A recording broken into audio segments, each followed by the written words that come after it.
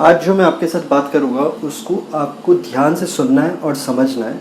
इसमें आज हम बात करने वाले हैं डिप्रेशन के बारे में कि इंसान डिप्रेस सबसे पहले तो क्यों होता है, डिप्रेस होने के बाद उसकी सिग्नल्स, सिम्टम्स क्या क्या है और उसको हम कैसे प्रिवेंट कर सकते हैं या उससे कैसे हम बाहर निकल सकते हैं। ये मुझे पता है ऑडियो है, मैं बहुत जल्दी ये ऐसे सब फेस वीडियो भी बनाऊँगा, बट अभी बिकॉज ऑफ टाइम मैं ऑडियो वीडियो बना रहा हूँ, तो इसे आप ध्यान से सुनना। अभी सबसे पहले तो डिप्रेशन का सबसे पहला रीज़न, इंसान डिप्रेस होता है उसका सबसे पहला रीज़न होता है लव, प्यार। मतलब ये हम देखते होंगे कि ये कॉलेज के डेज़ में भी होता है और बाद में भी होता है। तो अगर इंसान को प्यार के अंदर फेलियर मिला है कि वो जिससे प्यार करता है सामने वाला उससे प्यार नहीं करता है, या फिर दोनों का बहुत अच्छा प्यार था पर एक ने दूसरे को कोई रीज़न से छोड़ दिया, तो इंसान डिप्रेशन में आ जाता है।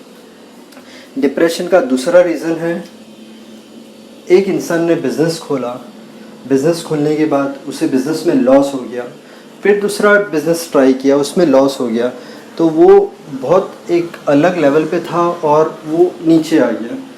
तो डिप्रेशन का दूसरा रीज़न ये है। तीसरा रीज़न डिप्रेशन का ये है, अपना एजुकेशन ख़त्म करने के बाद एक इंसान जब जॉब ढूंढता है तो उसे जैसी जॉब चाहिए वैसी नहीं मिलती है, और वैसी जॉब उसे नहीं मिलती है तो उसे मजबूरी में कोई भी जॉब करनी पड़ती है। तो वो जॉब तो करता है बट अंदर ही अंदर डिप्रेस रहता है।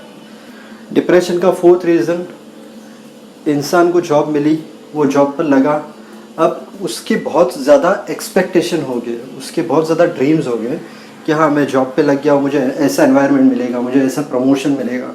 बट जब वो जॉब पे लगता है तो वहाँ पर जाने के साथ उसे पता चलता है कि यार यहाँ पर तो बहुत पॉलिटिक्स है, यहाँ पर मुझे टारगेट किया जा रहा है, यहाँ पर ये प्रॉब्लम है वो प्रॉब्लम है, मैंने जैसा सोचा था वैसा प्रमोशन मुझे नहीं मिल रहा है। तो इंसान डिप्रेस हो जाता है। डिप्रेशन का फिफ्थ रीज़न डिप्रेशन का ये है कि कभी कभी हस्बैंड वाइफ को नहीं समझ पाता है या वाइफ हस्बैंड को नहीं समझ पाती है, दोनों के बीच में आए दिन झगड़े होते रहते हैं, और इसमें या हस्बैंड डिप्रेशन में जाता है या वाइफ डिप्रेशन में जाती है। अब एक बार शादी होती है तो वाइफ जब आती है तो हस्बैंड का रोल रहता है कि वाइफ को भी खुश रखे, सेकंड माँ बाप को भी खुश रखे। तो इस केस में ये होता है कि कभी कभी हस्बैंड डिप्रेशन में जाता है दोनों को बैलेंस करने के चक्कर में, और दोनों बैलेंस नहीं हो पाते हैं। मतलब वो पूरी ट्राई करता है कि मैं अभी अगर माँ की सुनेगा तो वाइफ को लगेगा कि ये मम्माज़ बॉय है, और वाइफ की सुनेगा तो शायद माँ को ऐसा लगेगा कि ये वाइफ का हो गया है। तो उस वक्त अगर वाइफ और उसकी मॉम दोनों ने अगर एफर्ट नहीं डाला कि नहीं यार हमारे वजह से शायद माँ का लड़का और वाइफ का हस्बैंड इससे प्रॉब्लम हो रही है, अगर ये नहीं समझा गया तो हस्बैंड डिप्रेशन में जा सकता है। At the same time wife depression में कभी जाएगी जब हस्बैंड सिर्फ और सिर्फ मॉम की बात सुनेगा, वाइफ की तरफ ज़रा भी नहीं देखेगा। तो इस ऐसे टाइम पे वाइफ भी डिप्रेशन में जा सकती है, और कभी कभी मॉम भी डिप्रेशन में जा सकती है जब वो देखती है कि लड़का सिर्फ वाइफ की बात सुन रहा है। तो ये भी एक रीज़न होता है कि इंसान डिप्रेशन में चले जाता है। एक छोटा लड़का कब डिप्रेशन में जाता है, जब वो एग्ज़ाम के अंदर बहुत मेहनत करता है बट उसके ऐसे रिज़ल्ट नहीं आते जैसे उसे चाहिए होते हैं, तो वो भी डिप्रेशन में चले जाते हैं। अब हमें कैसे पता चलेगा कि हम डिप्रेशन में हैं, उसके सिग्नल्स क्या है, सिम्टम्स क्या है? तो सबसे पहले तो आपको दिन रात मतलब एक सैडनेस होगी, आपको अच्छा नहीं लगेगा, हमेशा आप सैड उदास रहोगे। मतलब आप हमेशा, आपको अंदर से अच्छी फीलिंग आएगी नहीं, आप हमेशा उदास फील करोगे, सैड फील करोगे। उसके बाद आपको लगेगा कि अभी कोई होप ही नहीं, एकदम होपलेस, आपको ऐसा लगेगा कि अभी कुछ बचा ही नहीं है लाइफ के अंदर। आपको कुछ करने का दिल नहीं होगा, बहुत सारे टाइम आप अपने आप को अंदर से अकेला रखोगे, मतलब आप ज़्यादा लोगों से मिलोगे नहीं, आप एक सोशल आइसोलेशन कर लोगे अपने आप को, आपको ज़्यादा लोगों से बात करने के लिए अच्छा नहीं लगेगा। छोटी छोटी बात पे आप क्राई करोगे, मतलब छोटी छोटी बात होगी तो आप रोना शुरू कर दोगे। क्राई करना is main symptom of depression. अगर इंसान रोता है बार बार छोटी छोटी बात में, मतलब समझ जाना है कि वो डिप्रेस है, वो डिप्रेशन में है। अब इसके बाद आपको हर चीज़ में डर लगेगी, कोई भी चीज़ करने के लिए आपको डर लगेगी, अंदर से आपके अंदर एक डर बैठ जाएगी, आपके अंदर ज़्यादा एनर्जी नहीं होगी, आप बार बार थक जाओगे। उसके बाद आपको या तो बहुत ज़्यादा आपको नींद आएगी, आप बहुत ज़्यादा स्लिप सो जाओगे, या तो फिर आपको नींद ही नहीं आएगी, आपका मूड बार बार स्विंग होगा, आपको कोई भी चीज़ में आपका ध्यान नहीं लगेगा, कंसंट्रेशन नहीं लगेगा। कोई आपको कितना भी खुश करने की कोशिश करेगा तो आप इतनी आसानी से खुश नहीं हो पाओगे। अब हम बात करते हैं कि डिप्रेशन से कैसे निकला जाए। ध्यान से समझना अभी कि आपको ये सब चीज़ों से कैसे निकलना है अगर आप डिप्रेशन में आ गए तो। सबसे पहली चीज़ एक्सरसाइज। एक्सरसाइज आपको इतना हेल्प करेगी, एक्सरसाइज करने से आपका मूड स्विंग होना, आपको डर लगना, नेगेटिव थॉट्स आना, ये सब एक्सरसाइज करने के बाद आपका चले जाएगा। तो सबसे पहली चीज़, अगर आप एक्सरसाइज नहीं करते हो तो आपको दिन में टाइम निकालना है एक्सरसाइज करने के लिए, बहुत इम्पॉर्टेंट है। Second, positive thinking. अब यहाँ पर जब मैंने बोला था आपको कि हस्बैंड, वाइफ और मॉम, ये तीन के बीच में कैसे आपको क्या करना है, कैसे इससे सब चीज़ें बैलेंस रखनी है। हस्बैंड का रोल ये होगा कि वो जब सैंडविच बन रहा है तो उस वक्त उसे मॉम को अपने हिसाब से रखना है, वाइफ को अपने हिसाब से रखना है, और उसे वो चीज़ अपने दिल पे भी नहीं लेनी है कि उसे ये सोचना है कि नहीं यार मैं तो मतलब ये दोनों के बीच में पीस रहा हूँ। नहीं, आपको सिर्फ पॉजिटिव थिंकिंग रखनी है कि नहीं ना, मॉम उसकी जगह पे सही, वाइफ उसकी जगह पे सही, और मेरे पास बहुत ज़्यादा काम है, मुझे बहुत आगे बढ़ना है, मुझे बहुत सारी चीज़ें करनी है, तो मैं ये सब चीज़ों को दिल पे नहीं लूँगा। तो ये चीज़ आप ध्यान रखना। आपको बैलेंस रखना है, वाइफ दोनों को इक्वल रखना है, वाइफ को और मॉम को, और आपको वो चीज़ सर पर नहीं लेनी है, आपको वो चीज़ सर पर नहीं लेनी है, ये चीज़ ध्यान रखना। अब हम बात करते हैं कि समझो किसी को डिप्रेशन है तो उसे है ना, कोई भी ट्रिप, चाहे वो इंडिया में हो चाहे आपके बाजू में ये कोई गार्डन हो, दिन में एक बार आपको वहाँ पर जाना है, अपना माइंड फ्रेश करना है। या एब्रॉड हो गया, आप कहाँ पर भी जा सकते हो, बट अपने आप को, जो आप एनवायरनमेंट में रह रहे हो वहाँ से अपने आप को थोड़ा दूर करना है और थोड़ा फ्रेश होना है। उसके बाद हम बात करते हैं कि अगर आप किसी से प्यार करते हो और सामने वाला आपको प्यार नहीं करता है तो आपको ये समझ जाना है कि बहुत आपके लिए बहुत ज़्यादा मुश्किल है, पॉसिबल ही नहीं है कि आप उसको भूल पाओगे, ठीक है। पर एक बात मेरी ध्यान रखो, एक बात ध्यान से समझो मेरी, कि आप कुछ भी कर लो वो आपको नहीं मिलने वाला है, तो आप क्या करोगे बताओ मुझे।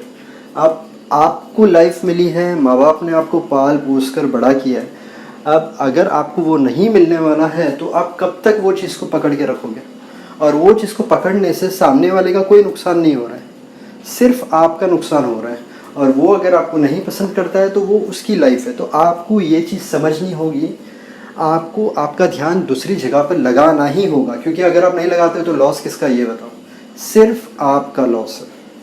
तीसरी चीज़, आपको जैसी जॉब चाहिए थी वैसी जॉब आपको नहीं मिली तो ज़िंदगी ना बहुत बड़ी है, ठीक है ना। आपके पास यहाँ पर दो सिचुएशन है, आपको जैसी जॉब चाहिए थी वैसी नहीं मिली है तो और ट्राई करो, और ट्राई करो, और ट्राई करो, और फिर भी अगर नहीं मिल रही है तो हम ऊपर वाले ने जो हमारे लिए लिखा है उसको हम एक तरीके से ही बदल सकते हैं, प्रेयर। तो आप प्रेयर करो, ऊपर वाला आपको आपकी मन चाही जॉब देगा। और अगर आपको फिर भी नहीं मिलती है तो आप एक बात बताओ कि आपने दिल में एक चीज़ बिठा ली है कि नहीं, मुझे मेरे मनपसंद का काम नहीं मिला तो मतलब मैं कुछ नहीं कर पाता हूँ, मैं मतलब ऐसे ही मुझे अंदर से अच्छी फीलिंग नहीं आ रही है, मैं नहीं कर पा रहा हूँ। तो ये करने से नुकसान किसको हो रहा है, नुकसान सिर्फ आपको हो रहा है, आपकी आने वाली लाइफ जो है वो ख़राब हो रही है। आप अपने आप को 4-5 ट्राई दो, अगर 4-5 ट्राई के बाद भी आपका मनचाहा काम आपको मिल ही जाएगा, मैं बोल रहा हूँ ना 99.99% मिल ही जाएगा, बट 0.001% नहीं मिलता है तो अपने आप को तकलीफ़ में मत डालना, ठीक है। उसके बाद अभी हम बात करते हैं कि आप जॉब पर लगे, अब जॉब पर लगने के बाद आपने देखा पॉलिटिक्स है, मुझे प्रमोशन नहीं मिल रहा है, मैं इतना मेहनत कर रहा हूँ बट कुछ नहीं हो पा रहा है। तो आपको ये सब चीज़ें सीखनी है कि अगर आपके साथ पॉलिटिक्स हो रही है क्योंकि आप नए हो, आपको अगर काम अच्छा लग रहा है, आपको चीज़ें समझ में आ रही है, तो सबसे पहले आप आपका एफ़र्ट डालते जाओ। जो पॉलिटिक्स कर रहा है उसके साथ अच्छी रीत से रहो, सबके साथ फ्रेंडशिप करो, अपना नेचर इस तरीके से बना लो जैसे हम अगर सॉल्ट नहीं डालेंगे किसी भी चीज़ के अंदर टेस्ट अच्छा नहीं आता है। ठीक है, चाय के अंदर शुगर नहीं रहेगी, जिसको डायबिटीज़ है वो नहीं पी सकता है, बट अगर आपको डायबिटीज़ नहीं है और शुगर नहीं है चाय में तो आपको शुगर पसंद आएगी, आई मीन चाय पसंद आएगी, नहीं पसंद आएगी आपको चाय। तो आप अपने आप को सॉल्ट और शुगर के ऐसा बना लो, और एक बार आपने अपने आप को इतना अच्छा बना दिया, सबके साथ अच्छे से रहने लग गए, तो वो लोग आपको स्टार्ट में जज करेंगे, बट जैसे टाइम, अगर ये जॉब आपको पसंद है तो जैसे टाइम जाता है, आपको एक्सपीरियंस हो गया, सब चीज़ में आप सुपर्ब हो गए, उसके बाद कोई आपके साथ पॉलिटिक्स नहीं करेगा। ठीक है ना, और आपके आगे बढ़ने के चांसेस 110% बढ़ जाएंगे। पर अगर ऐसे सब चीज़ें नहीं होती है तो आप दूसरी जगह पे जॉब चेंज करो, हर जगह पर आपको ये चीज़ नहीं होगी। बट अगर ये सब चीज़ आप दिल और दिमाग में बिठा लेते हो कि नहीं यार मेरे साथ ऐसा हो रहा है, नुकसान आपका है, ध्यान से समझ लेना, नुकसान आपका है। आपकी तबीयत ख़राब हुई तो आपके और दिन वेस्ट हो गए, इसलिए अपने आप को पॉजिटिव रखना। अब आपने नया बिज़नेस जब चालू किया तो आपको लॉस हुआ, आपने दूसरा बिज़नेस चालू किया तो आपको लॉस हुआ।